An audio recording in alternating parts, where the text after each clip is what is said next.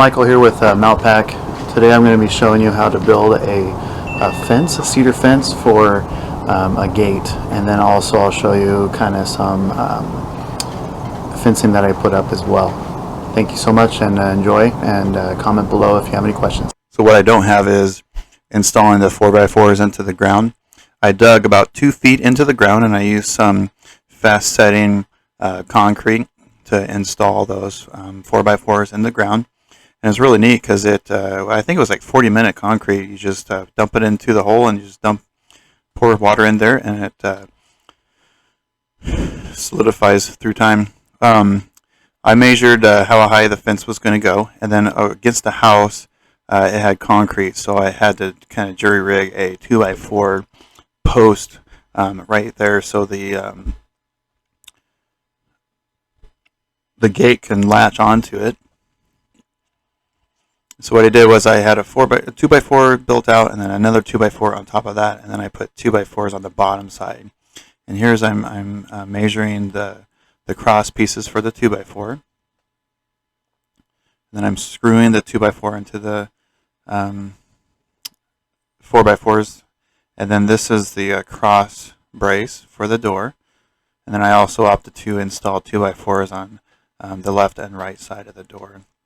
And then right now the 2x4s of the door is screwed into the 4x4s next to them.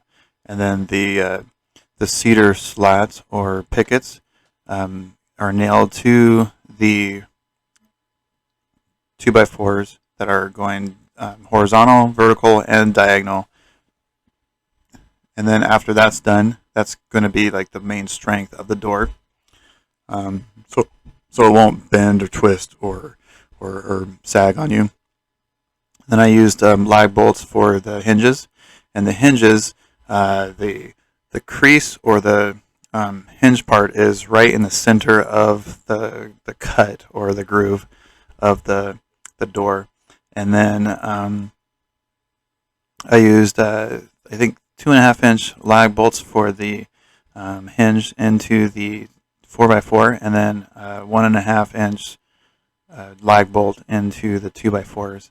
Right before working on the fence part, I put a spacer in between the gate and the house, just to make sure I have a nice even gap there, because once I put the slats on, I'm not going to be able to move that fence back and forth at all. And this fence, I'm just installing new 4x4 vertical pieces, and then also new 2x4 horizontal pieces. And this one's kind of on a slant, so I utilized the existing fence pieces, cedar pickets, to go vertical along the fence line. And so I nailed those up, and then now I'm kind of going around a rock in the ground. And so I'm cutting the pieces to kind of have the fence go around that rock. I would recommend picking up a small air compressor, and then I have a siding nail gun that I'm using to install the pickets. The nails, they're coil nails, and so you can probably buy them from the local hardware store, maybe even on Buy Nothing or some sort of site. You could probably find a couple. Depending on what your length of your fence is, depends on how many you're going to need. This fence, I could probably get away with probably 1.5 inch long nails to do it.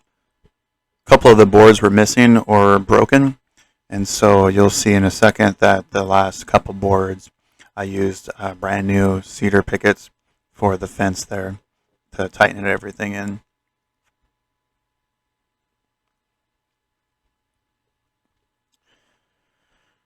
All right, one little thing left, and then once I nail that in, then you'll see that, I think this took 5, maybe 6 hours to install everything. I had to actually take all the old pickets off the old fence and install it, but one thing to remember is when you install your door, just screw the 2x4s right onto the 4x4s that are next to each side of the door, and then do your cross pieces, and you don't necessarily have to have the vertical 2x4s on either side of the door. I just put that in there for extra strength for me, and then also something for hardware to be fastened onto. So there you go. Hopefully this helps you out, and it was a relatively smaller project, but it was a lot involved, and I know that your fence will be very similar, and if you create your fence gate similar to this one, then I don't think you have any problems with it sagging. This one is actually around 36 inches or 3 feet wide. I think 4 foot, it would be okay. Once you start going to the 5-6 feet range distance, you need to think about sagging and gate stability when you're installing large gates.